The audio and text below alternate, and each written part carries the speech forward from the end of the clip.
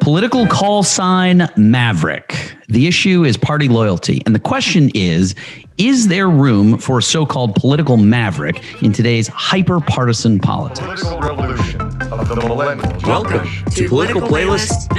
All right, are we ready, guys? Happy Hour. Happy hour. We fucked that up so bad. God. Hey, everybody, and welcome to Political Playlist Happy Hour. I'm Michael Kristoff. I'm Anna Muskie-Goldwyn. And Anthony, notably absent. He couldn't get his name right enough times. We had to be like, buddy, we fired him. You're done. We've relegated him to the minors until he can start pronouncing his name correctly. At time of recording, it is the morning.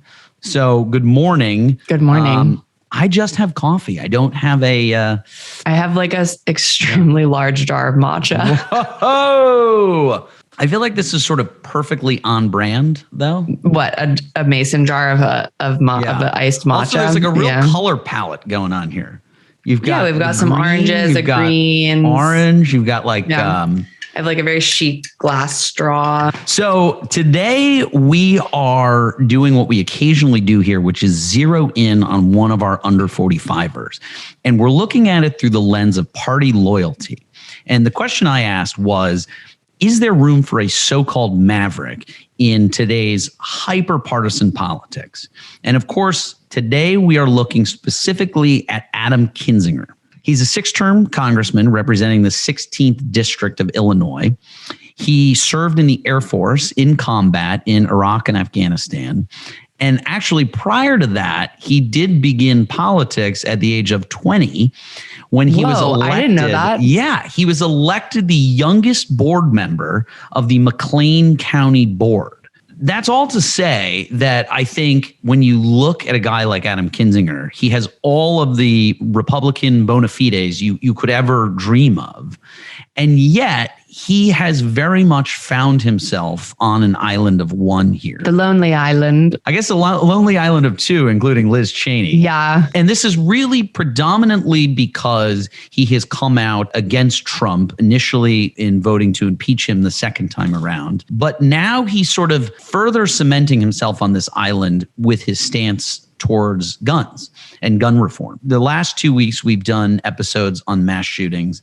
Anna, what were those like alarming mass shooting statistics from just over this weekend? There were at least 54 injured and 11 killed in seven separate mass shootings. Wow. Just literally over the weekend. And I think that something like Uvalde, before that Buffalo, to an unfortunate slightly lesser degree, you see, the big news cycles picking up these large events, especially when there's race involved, when there's children involved, when there's a really high number of casualties.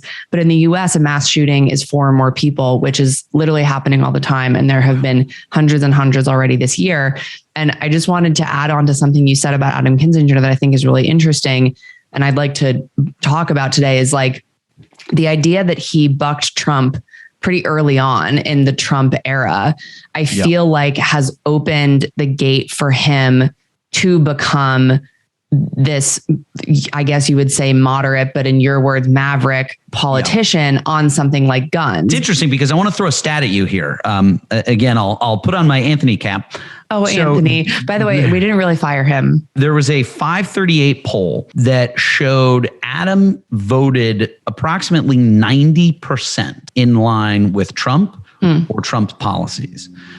Their identity sort of culturally doesn't always align with their voting record. And I think that we're in a stage of politics. I suppose it's always been this way, but I think with social media and people paying so much more attention to like individual personality, that it's almost like your cultural identity matters a lot more, which just from a legislative standpoint, I think is kind of unfortunate, but it's the world we live in. And what I would just love to know from his point of view is like, is this giving you an opportunity to actually just vote how you feel because now you're not worried about pissing everyone off because you've already done that? I think we see plenty of leaders who aren't afraid to piss off a lot of people and piss off their own party.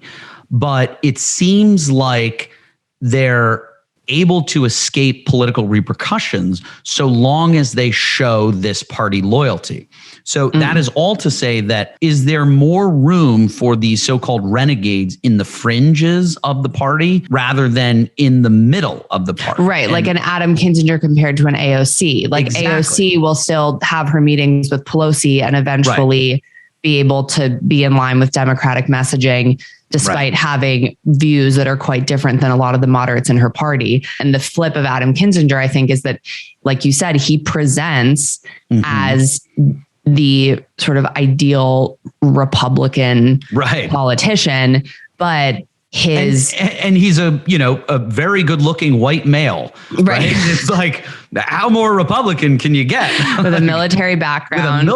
Exactly. It's like, this guy is, next president. There is a litmus test, but I think with Adam Kinzinger, the really interesting thing to look into is how he is leveraging, because it is power, right? He does have power now. And I think you look at, he's on he's one of the 2 Republicans on the January 6th committee. No one knew who he was before. When we started Political Playlist, no one knew who he was. And now he'd been in Congress for 5 terms. Yeah. And now he's one of the people who, I think eventually he will run for president. None of that would happen if he hadn't been the renegade. So I guess my sort of question on top of your question is, does being a renegade politician sort of screw you in the short term, but help you in the long term?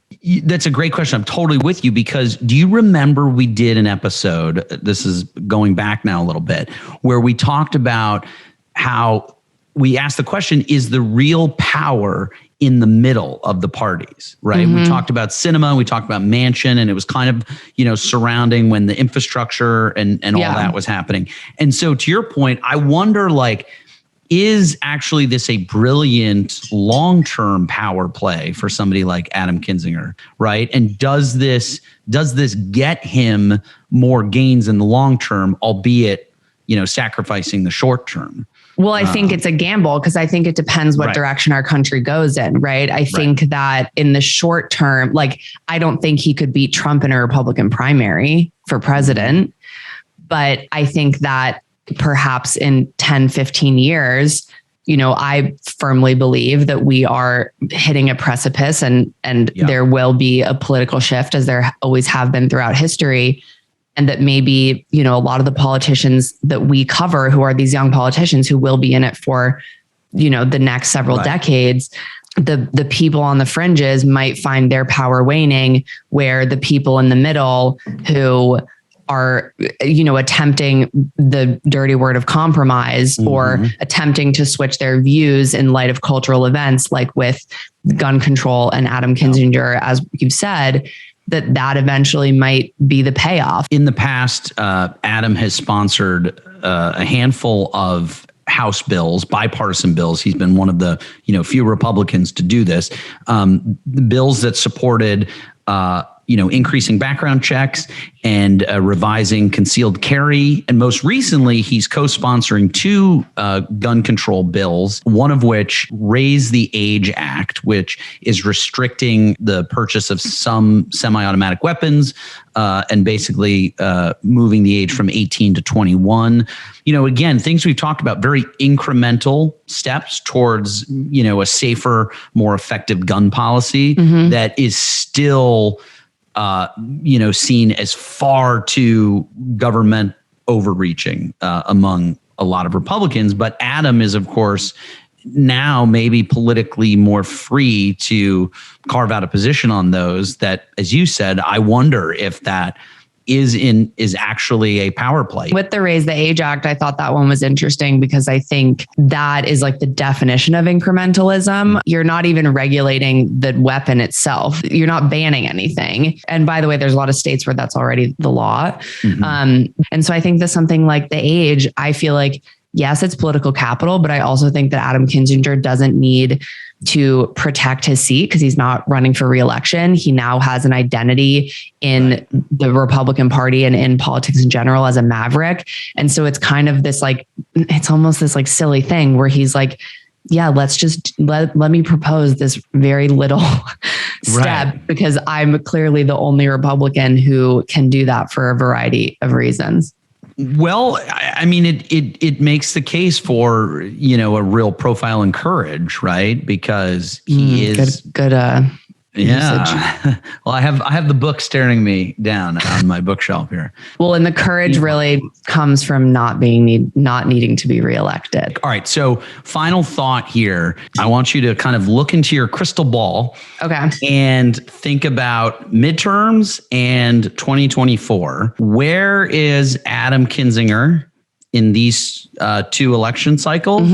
And where is the issue of guns? So to answer your first question, Adam Kinzinger, so he has a political PAC called Country First. The mission is join the movement, a home for reasonable people of goodwill seeking common ground to make our country better for future generations. He's not running for re-election. I feel like he is taking a step back behind the scenes, already helping candidates who he aligns with. I think that he will step into the background for a little while and let that PAC really try to do its work. In 2024, I don't know if he would primary Trump. I feel like... Does he run? I think he might run for governor of Illinois.